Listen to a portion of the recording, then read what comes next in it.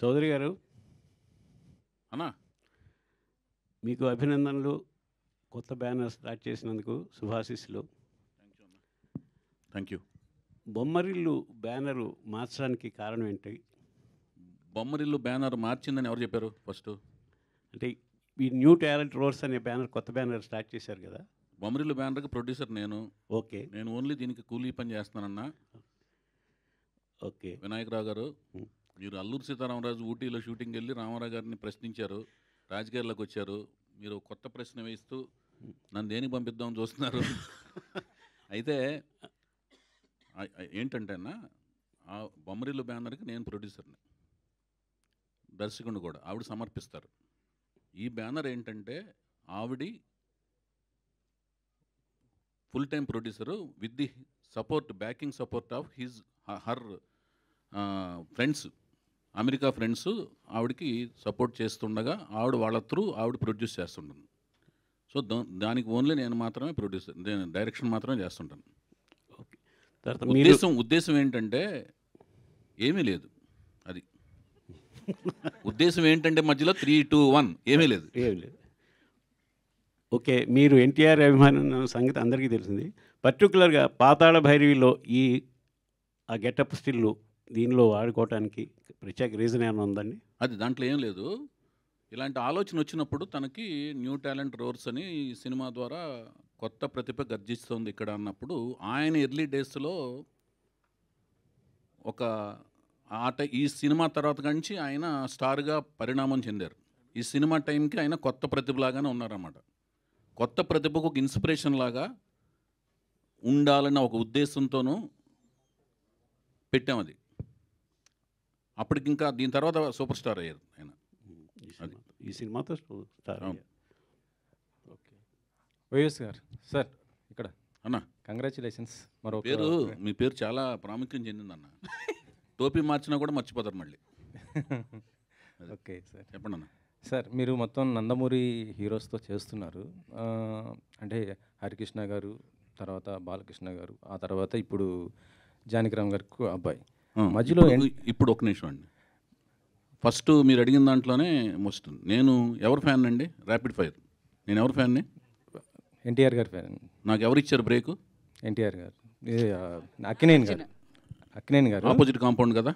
అదే ఒక నిమిషం వినండి. ముందు ఫస్ట్ మీరు అడిగిన దానికి నేను చెప్తున్నాను. నేను అడిగిన దాన్ని ఒబ్బే చేయకూడదుగా నేను ముందు. ఓకే సార్, చెప్పండి. కాంట్రడిక్షన్ అక్కడ ఉన్నప్పుడు దాన్ని క్లారిటీ ఇచ్చి నెక్స్ట్ ఆన్సర్ కదాలి. సో నేను రామారావు గారి వీరాభిమాన్ని. ఇందాక నేను చెప్పిన దాంట్లో కూడా ఉంది అది. అగ్నిపుత్రుడు సినిమా పనిచేస్తున్నప్పుడు అక్కినేని నాగేశ్వరరావుతో పరుచూరు గోపాలకృష్ణ గారు డైలాగ్స్ రాయటకు వచ్చినప్పుడు 175 days రామారావు గారికి ఎక్కువ, నాగేశ్వరరావుకి ఎక్కువ అనే డిస్కషన్ వచ్చినప్పుడు ఎవరికి ఎక్కువ అనే సినిమాల విషయంలో నాగేశ్వరరావు గారితో అన్నపూర్ణ స్టూడియో సెట్స్లో బయట విరామం సమయంలో మాట్లాడుతూ డిస్కస్ చేస్తూ వాదోపదాలు చేస్తుండేవాళ్ళం. అవన్నీ ఆయనకి తెలుసు, నాగార్జున గారికి తెలుసు. నేను రామారావు గారి అభిమాన్ని.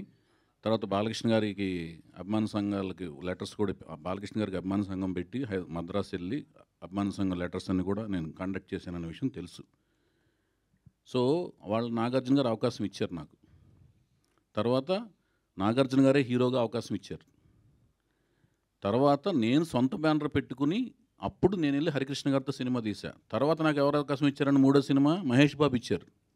నేను గుడివాళ్ళు ఎవరితో గొడవ పడుతుండేవాడిని అండి, కృష్ణ గారి ఫ్యాన్స్తో గొడవ పడుతుండేవాడిని, కొట్టుకుంటుండేవాళ్ళం. అందుకని ఆ ప్రశ్నలో సగం బేస్ లేదు. నాకు వచ్చిన మీరు పూర్తిగా వింటే అప్పుడు నేను చెప్తాను సార్. ఇప్పుడు నేను అడిగేది ఏంటంటే, హరికృష్ణ గారితో చేశారు, బాలకృష్ణ గారితో చేశారు, వీళ్ళిద్దరితో కూడా చేశాను కదా ముందు, నాగార్జున గారు. నేను చెప్పేది వినండి సార్, నేను అడిగేది వినండి మీరు. చెప్పండి. ఆ తర్వాత ఇప్పుడు జానకిరామ్ గారు వాళ్ళ అబ్బాయితో చేస్తున్నాను. మధ్యలో జూనియర్ ఎన్టీ గారు మిస్ అయిపోయారు. ఎందుకు అయిపోయారు? మీరు మిస్ చేశారా, లేకపోతే ఆయనకి ఒప్పుకోలేదా, బిజీ అయిపోయి? నేను ఎన్టీఆర్ గారి గురించి అడుగుతున్నాను. నేను చేసేదే సినిమాలు ఒక 1 yearకి 2 yearsకి 3 yearsకి అలా సినిమాలు చేస్తుంటానండి. నాకేంటంటే కథ నేనే రాసుకుంటాను. రాసుకున్న తర్వాత ఆ రాసుకున్న కథకి ఎవరు అవసరం అనుకుంటే వాళ్ళ దగ్గరికి వెళ్ళి అప్రోచ్ అయ్యి సినిమా తీస్తాను.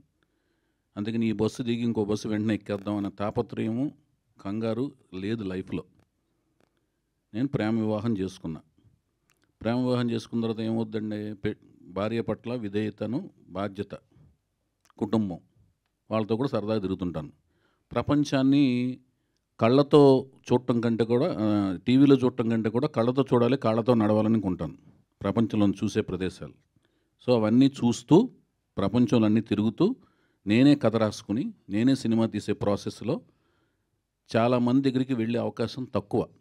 కంటిన్యూటీ ఆఫ్ సినిమాలు చేస్తుంటేనే అందరి దగ్గరికి వెళ్ళాలి. ఇప్పుడు లాహిర్ లాగర్ అయిన వెంటనే నేను పెద్ద హీరోల దగ్గరికి వెళ్ళి ట్రై చేయొచ్చు. నేను వెంటనే ఎవరితో తీశానండి, సేతయ్య అని మళ్ళీ హరికృష్ణ గారితో తీశాను. సో నేనేంటంటే నాకు ఆలోచన నా బ్రెయిన్లో లేదు పెద్ద హీరోల దగ్గరికి వెళ్ళాలి, లేకపోతే స్టార్డమ్ ఉన్న హీరోల దగ్గరికి వెళ్ళాలి అని ఉండదు. నాకు ఎవరు కరెక్ట్గా నా కథకు రాసుకున్నప్పుడు నాకు కన్వీనియంట్గా ఎవరు అనిపిస్తే వాళ్ళ దగ్గరికి వెళ్ళిపోతాను. వైవిఎస్ గారు అంటే ఆ వెళ్ళినప్పుడు తారక్ దగ్గరికి ఎందుకు వెళ్ళకూడదు అనేది మీ ప్రశ్న అనమాట. తారక్ దగ్గరికి వెళ్ళాలనే కథ నా ఆలోచనలోకి రాలేదంటున్నాను. కానీ వస్తే ఎన్టీఆర్ వెళ్తాను. గారికి ఇష్టమైన మనవడు జూనియర్ జూనియర్ ఎన్టీఆర్ ఎన్టీఆర్ కదా. కదా. సో మీకు ఎందుకు ఆ థాట్ రాలేదు? ఎన్టీఆర్ గారికి ఇష్టమైన మనవడు అని ఎవరు చెప్పారు? ఆయనే చెప్పారు. ఎవరు? బాలకృష్ణ కాదు, అదే నేను ఒకటి చెప్తాను, అది రాసుకుని పెద్ద పారాగ్రాఫ్తో ప్రింట్ చేస్తారు రేపు పొద్దున. చెప్పండి. అట్లా కాదండి, నేను చెప్పేది అది కాదు. ఎన్టీ రామారావు గారికి ఇష్టమైన మనవడు అంటే మిగతా మనవాళ్ళు ఇష్టం లేదనా? మీరు బట్ చెప్పేది అందరిలోనే అంటే ఒకరని ఉంటది కదా. సార్ మీరు ఇప్పుడు ఒక క్వశ్చన్ వేసినప్పుడు ఒక సర్టిఫికేట్ ఇవ్వకండి. సార్ మీరు సర్టిఫికేట్ ఇస్తున్నారండి. చాలా సార్లు జూనియర్ ఎన్టీఆర్ కావచ్చు, వాళ్ళ ఆహా, ఫాదర్ కావచ్చు, వీళ్ళంతా ఆయన కూడా చెప్పిందే చెప్పలేదు. కదండి ఇది. ఎన్టీ రామారావు గారు జూనియర్ అంటే పబ్లిక్ గా ప్రెస్ మీట్ లో చెప్పలేదు కానీ ఒక ఫ్యామిలీ నిమిషం మెంబర్స్ దగ్గర చెప్పారు కదా. ఒక నిమిషం అండి. తారక్ గారు కూడా చెప్పలా. ఏది, రామారావు గారికే నేను ఇష్టమైన మనవాడిని, నేను ఒక్కడనే ఇష్టమైన మనవాడిని. ఎన్టీ రామారావు మీరు అడిగిన క్వశ్చన్ ఏంటంటే ఎన్టీ రామారావు గారికే ఆయన ఇష్టమైన మనవాడు అన్నారు. అది మీరు స్ట్రెస్ చేశారు. ఆయన ఒక్కడే ఇష్టమైన మనవాడు కాదు, ఎన్టీ రామారావు గారికి అందరూ సమానమే. అలాగే ఎన్టీ రామారావు గారిని అభిమానించే వాళ్ళందరికీ, అభిమానులు, వంశ వీరాభిమానులందరికీ రామారావు గారి కుటుంబంలోని అందరూ సమానమే. కానీ రామారావు గారు తన పేరుని ఈ మనవడికే పెట్టారు. అది ఒకటి ఆయన పెట్టలేదు, హరికృష్ణ గారు పెట్టారు. హరికృష్ణ గారు పెట్టిన ఇప్పుడు మీరు చెప్పేదనండి, మీరు ఇప్పుడు వినాయకరావు గారు రామారావు గారు పెట్టలేదు. హరికృష్ణ గారు, జానకిరామ్, కళ్యాణ్ రామ్, తారక రామ్ అని ఆయన పెట్టారు పేర్లు. కానీ ఎన్టీఆర్ గారు యాక్సెప్ట్ చేశారు కదా సార్. యాక్సెప్ట్ చేశారు. ఇప్పుడు ఇంకొకటి అడుగుతున్నాను, మీకు న్యూ టాలెంట్ రోర్ సెట్ అనే ఒక సంస్థ స్థాపించి ఒక ప్రొడక్షన్ చేయబోతున్నా. దానికి సంబంధించిన ప్రశ్నలు కావాలా, రామారావు గారి ఫ్యామిలీకి సంబంధించిన దీనికి సంబంధించి ఒక్క నేను నిమిషం అడిగింది అండి. ఏంటంటే ఒక్క నిమిషం మీరు అండి. హీరోలు అందరు ఇంట్రొడ్యూస్ ఆహా, చేసినప్పుడు ఒక్క నిమిషం ఒకరిని అండి. మిస్ ఎందుకు చేశారు నేను అడిగాను సార్. ఒక్క నిమిషమేనండి. నేను ఎందుకు చేయలేకపోయినా చెప్పాను. రామారావు గారి ఫ్యామిలీకి సంబంధించిన వాళ్ళ ఇంట్లోని సంబంధించిన కుటుంబానికి సంబంధించిన విషయాలు, దాంట్లో ఉన్న ఇండివిజువల్ డీటెయిల్స్ అవన్నీ మీకు కావాలంటేనేమో అది వేరే రకమైన డిస్కషన్ పెట్టుకుని దానికి సంబంధించిన వ్యక్తులు సమాధానాలు చెప్తారండి. నేను ఇండివిజువల్ అడగలేదు, మీరు ఎందుకు మిస్ చేశారు నేను అడిగాను. ఎందుకంటే నాకు అదే ఇద్దరు సమస్య. మొత్తం నందమూరి హీరోస్ ఎక్కువ చేసింది మీరే. ఇప్పుడు చెప్తున్నాను, అప్పుడు ఇంతవరకు రాలేదు అది, ఇంతవరకు అలాంటిది ఆలోచన రాలేదు. వచ్చినప్పుడు ఆయన దగ్గరికి వెళ్తాను, తీస్తాను, అది ఓకేనా. ఇప్పటివరకైతే రాలేదు. ఇప్పుడు నాకు ఈ సినిమా అలాంటి అవకాశం ఇచ్చి సక్సెస్ ఇచ్చి ఆ తర్వాత అలాంటి కథ వస్తే డెఫినెట్గా తీస్తాను. ఓకేనండి. ఓకే అండి. సరే ఇంకో క్వశ్చన్. ఓకే, అది ఓకేనా మీకు? అది కూడా హ్యాపీనా? సంతృప్తి ఉంది అందులో? మీరు అందరితో చేయాలని మేము కోరుకుంటాం సార్. అదే మయ చౌదరి గారు, ఇంకో క్వశ్చన్ సార్. మీరు అంటే ఇందాక ఈరోజు మహేష్ గారి బర్త్డే, ఆ బర్త్డే సందర్భంగా అంటే ఆయనతో గతంలో యువరాజ్ సినిమా చేశారు. అప్పుడుగా ఆయన సూపర్ స్టార్ కాదు, కానీ ఇప్పుడు రాజమౌళి గారితో కూడా చేస్తూ ఒక మళ్ళీ ప్యాన్ వరల్డ్ మూవీ చేయబోతున్నది, అంత గొప్ప స్థాయికి ఎదిగాడు కదా. ఎలా అనిపిస్తుంది? అంటే మీరు అంత ఎక్స్పెక్ట్ చేశారు నేను ఫ్యూచర్లో అంత గొప్పగా అవుతాడు అనేసి మీకు అనిపించిందా? మహేష్ బాబు చాలా మంచి పొజిషన్లోకి వెళ్తాడని నేను ఎక్స్పెక్ట్ చేయడం కాదండి, ప్రపంచం అంతా కూడా కన్ఫర్మ్ చేసింది. ఆయన బాలనటుడుగా ఉన్నప్పుడు ప్రపంచం కన్ఫర్మ్ చేసిన వాళ్ళు బాలకృష్ణ గారండి. ఫస్ట్ నందమూరి బాలకృష్ణ గారిని ప్రపంచం కన్ఫర్మ్ చేసింది. ఎప్పుడు తాతమ్మకల సినిమా చేస్తున్నప్పుడు కానీ, అన్నదమ్ముల అనుబంధం సినిమా చేస్తున్నప్పుడు కానీ, దాని తర్వాత కొంచెం టీన్స్ పెరిగిన తర్వాత అభిమన్యుడు క్యారెక్టర్ వేస్తారు చూడండి దానవీర సూరకర్ణ అప్పుడు ఇతనురా కన్ఫర్మ్డ్గా అద్భుతమైన నటుడు అవుతాడు, నందమూరి వారసుడు అవుతాడని. అట్లాగే మహేష్ బాబుకి కన్ఫర్మ్ చేశారు, ఘట్టమనేని వారసుడు అవుతాడు ఇతను, డెఫినెట్గా సూపర్ స్టార్ అవుతాడని. సో నాకు నా సినిమా యువరాజు సినిమా దొరకటం అనేది నేను చాలా అదృష్టం కింద ఫీల్ అయ్యాను. అతను ఒప్పుకోవటం అనేది, అన్ని సినిమాలు వెయిటింగ్లో ఉంటే అన్ని పక్కన పెట్టి నా పర్సనల్ చాయిస్కి ఒక రిస్క్తో కూడిన ఎలిమెంట్ని ఒప్పుకుని ఆయన సినిమా చేయడం అనేది చాలా గొప్పగా ఫీల్ అయ్యాను. అంతేకాకుండా చాలా అందమైన మనిషి, అంటే కృష్ణుడు అంటే మీసాలు తీసిన పేడి మొహంలా లేకుండా చిరునవ్వుతో ఉన్నట్టుగా అనిపించాలండి. లిప్స్ పోర్షన్ దగ్గర పేడి మొహం తత్వం రాకూడదు. అలా ఉన్న లక్షణాలు ఈయనకు ఉన్న మెండుగా ఉన్నాయి.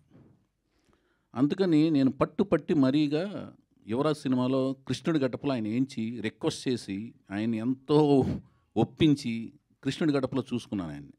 ఇప్పుడు చాలా సోషల్ నెట్వర్క్స్లో బాగా హల్చల్ అవుతుంది, మహేష్ బాబుని కృష్ణుడి కింద వేస్తే చూడాలని అనుకుంటున్నాం అని. నాకు అప్పుడే అనిపించింది, మీకు అర్థమైంది కదా నేను చెప్పిన లాజిక్ బిహైండ్ దట్. ఆ పెదాలు ఎలా ఉండాలంటే నవ్వినా కూడా మీసాలు లేకపోయినా కూడా మృదుత్వం ఉండాలి. కృష్ణుడికి చిరునవ్వులో మృదుత్వం ఉంటేనే ఆ కృష్ణుడికి అదేంటి కోమలత్వం ఉంటుంది, ఆ కోమలత్వం ఆయనలో ఉంటుంది. అందుకనే నేను ఆ లిరిక్స్ కూడా యువరాజ్ సినిమాలో చందమామలాగా చల్లనివాడే, చిన్ని కృష్ణయ్యలాగా అల్లరివాడే అనే లిరిక్స్ రాయించుకున్నా వేటూరు గారితో. అది వైవిఎస్ గారు చెప్పండి sir. Good to see. Question ఏంటంటే కీరవాణి గారితో అంటే ఇప్పుడు మ్యూజిక్ సిట్టింగ్ వేయించారా సార్? అంటే ఎలా వస్తుంది ఏంటి అది మ్యూజిక్ కంపోజింగ్ స్టార్ట్ అయిన వెంటనే కంపోజింగ్ స్టార్ట్ అయినాయి అని చెప్పి ఒక అద్భుతమైన వీడియో షాట్ సోషల్ నెట్వర్క్స్లో పెడతామండి. ఆయనతో డిస్కషన్స్ అయితే ఒక ప్రిలిమినరీ సిట్టింగ్స్ లాంటివి మామూలుగా మాట్లాడుకునే డిస్కషన్ సిట్టింగ్స్ లాంటివి జరిగినాయి. మిగతా range of sittings, next level of sittings జరిగిన వెంటనే అన్నీ నేను పెడతాను, వీడియో షాట్స్ అవి పెడతాను. ఎందుకంటే మీ సినిమాకి మ్యూజిక్ చాలా హైలైట్ ఉంటుంది, చాలా ఇంప్రెస్గా ఉంటుంది. మీ ఫస్ట్ సినిమా ఏదైనా డెఫినెట్గా అయితే ఆయన మనసు పెట్టి మనసావజ కర్మన పనిచేస్తారండి. నేను అంతే మనసావజ కర్మన ఆయనతో పని చేయించుకుంటాకి విపరీతంగా శ్రమిస్తాను, కష్టపడతాం. ఓకే సార్, నెక్స్ట్ లెవెల్లో ఉంటుంది, ఆ లెవెల్లో ఉంటుంది, అవన్నీ అసలు నేను ఎప్పుడు మాట్లాడను.